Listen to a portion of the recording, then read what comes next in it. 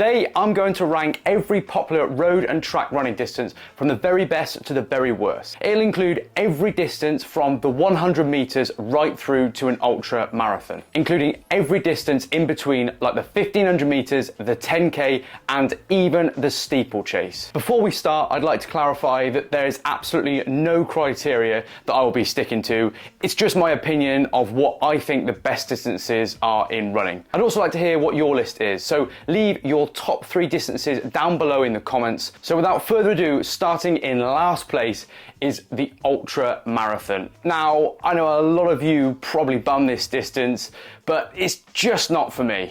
When I think of racing, I think of competitive, fast-paced running. Don't get me wrong, you can do this in ultra marathon, but it's just a little bit too slow, and it's more about plodding and completing longer distances than anything faster paced. The ultra marathon is often thought as the ultimate test of human endurance, but for me, running a personal best over a much shorter distance is far more impressive. It just isn't for me, the ultra marathon distance, sorry, so that's in last place. If you're still here, the second worst, in my opinion, is the 400 meters. Now, I can understand people's anger here because the 400 meter is a pretty cool distance, but you're either a failed 200 guy or you've too much speed to be an 8. To be fair, my hatred and dislike for the 400 meter probably comes from all those 400 meter reps that we've got to do at the track. It's just really a long sprint, isn't it? And it hurts so much. So again, not for me. Getting better, but only just better, is the 15K distance. A pointless distance, really. The 10K and the half marathon are doing just fine. Why do we need to complicate it and start dishing out some pointless world records? I mean, the 15-kilometer world record for the men's event isn't even set in a 15-kilometer race. It was set in a half marathon race. So that kind of says it all, really. Completely rubbish. Now, following on from the 15K is the 10 mile. And it's very similar to a 15K, to be honest with you. I won't give it too much, but it's a funny one, especially as most race distances are now measured in kilometers. It's a bit of a silly distance, but I have used it as part of my half marathon training, and that's why I put it slightly above the 15K. Just not really for me. Okay, next up is the steeplechase. Now, I think there's a big gap between the previous 4 race distances that I've just mentioned and the steeplechase. I actually quite like this distance. Don't get me wrong, it does seem just a little bit weird that there are water pits in the middle of a running race, but last year's Olympic final in the steeplechase was pretty decent. Trying to jump over 28 barriers and 7 water jumps whilst running pretty quickly makes for quite entertaining viewing, and for that reason alone, it's ranked higher than the ones we've previously mentioned. And I've not actually competed in this one, but it's definitely on the to-do list. Moving on, we've got the 3K, and this time there are no jumps in this distance. Now, unfortunately, it's still not a recognised Olympic distance, which isn't great, but watching Jakob Ingebrigtsen last year smash that 3K world record was pretty cool. The event seemed quite fun, and the crowd seemed to be quite engaged, and for a non-Olympic distance, then I think this holds quite a lot of weight in terms of why it should be considered quite a cool race. Now, I've actually done a few 3Ks and they're underrated. A good event, but not necessarily a great event.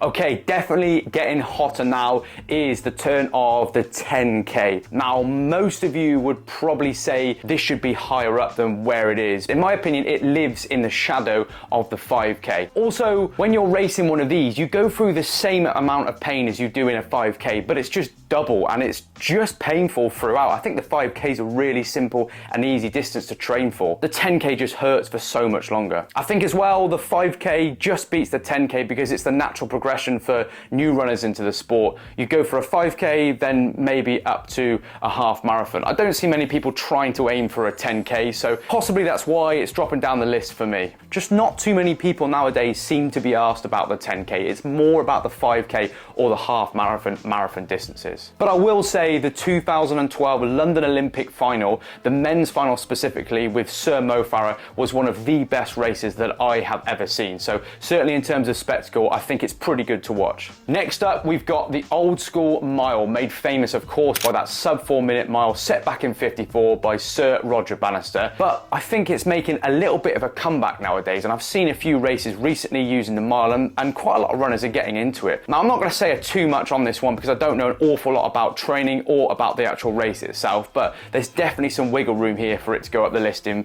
maybe a future video. Okay, we're definitely getting going now, and next up is the 800 meter. I think this is a perfect balance of both anaerobic and aerobic energy systems, and to be honest with you, it is absolutely disgusting to run. The burn and pain you get of an 800 meter just cannot be matched in any other distance. Now, I've only done these in training, and I've worked pretty hard on these over training, and I've never raced them, and that is enough pain for me to say I will not be racing one anytime soon. Now, when I think of 800 meters and I think of that distance, I think of mainly two people, Dame Kelly Holmes and Keely Hodgkinson, especially in the most recent Olympics when she nailed that race under all that pressure. She was expected to win and she delivered. I think about Coe and Yvette and the rivalry they had that make this distance pretty epic. This is definitely core wall material. If you're the fastest 100 meter runner in the world, you're genuinely considered to be the fastest person alive. So it's got to count for something, right? But I'm not gonna lie, I hate all this false start crap and the absolute age-long build-up for a 10-second race, but it does amaze me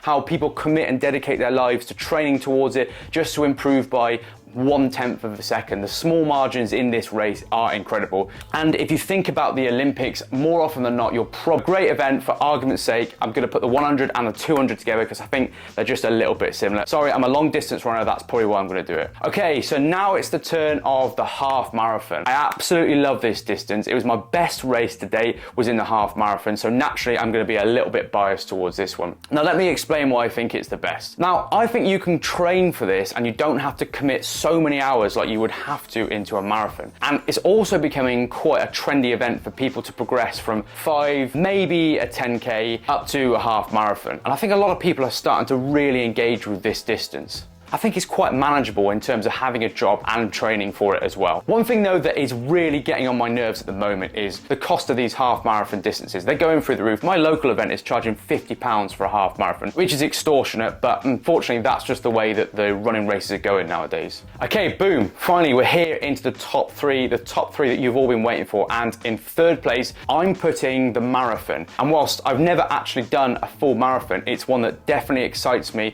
and motivates me more than any other distance. It takes a special breed of person to be able to compete in these on a regular basis. I can really see the attraction and the appeal in them. It's months and months, if not years, of training to knock maybe a matter of minutes, maybe not even that sometimes. I think as well, because you can only realistically do 2 of them a year, it makes it quite a special event as well. Obviously, I'm going to be an absolute fool if I don't mention the GOAT, Eliud Kipchoge, when it comes to marathon running as well. But yeah, the marathon, that's a seriously cool event. Okay, so moving into second place then, and I'm putting the 5K in second place. Where do I even start? Well, let's go with the park run. The park run is the backbone of the British and now probably international running community. It's a free 5K event every Saturday all over the country, aimed to promote the sport, and boy does it do this so well. Now, the Olympic version of parkrun, the 5K, is unbelievable as well, and this is done in 12 to 14 minutes, and it's the perfect amount of time to keep you engaged without feeling the need to scroll through Instagram or something. It's such a damn good event, and I'm all for it. It's also the goal for so many recreational runners to be able to compete, but also just to complete a 5K. It's synonymous around the world. It's so famous, and I think it's probably the most popular running distance there is. It resembles what many people consider to be a long distance as well, and I think that goes quite a long way. And I don't really care what your goal is. The 5K can be rewarding to everyone of absolutely all abilities. That's why I personally rate it so high. It's not about the Olympians, it's about those people that just want to finish that 5K. But you do think of Mo Farah again in those Olympic Games back in London in 2012, on that Super Saturday when it all came together. But for running clubs too, it's probably the most run distance out of everything. I absolutely love it. I'm doing a few more upcoming soon. I think there's so much that can be done in this sport as well to make it even better, even trendier, make it a really jazzy event with loud music, make it entertaining for everyone. But there is a reason why it is not first, and that is because the winner, in my opinion, of the very best race distance is the 1500 meter. 3 and a bit laps of distance just has so many iconic athletes. When you think of the 1500 meters, Jakob Ingebrigtsen, Dame Kelly Holmes, Steve Cram, Steve Ovett, Sebastian Coe, just to name a few. This race never fails to provide drama. Again, similar to the 5K, it's a relatively short distance, and I think what makes this so good is that the 3 to 4 minutes provide so much drama, so many overtakes, so many instants. You don't lose any engagement when you're watching it. You're so glued to that screen. It's an absolute electric watch, and it's easily the best distance, again, in my opinion. So there you go, that's my list. It's probably wrong, but that's what I think are the best distances in running. I want to hear what your top 3 favorite distances are, whether you've got a criteria yourself, whether the ones you've run, whether the ones you like to watch. Let me know down in the comments below. That's all for today's video, guys. Thank you very much for watching, and I will see you in the next one. Goodbye.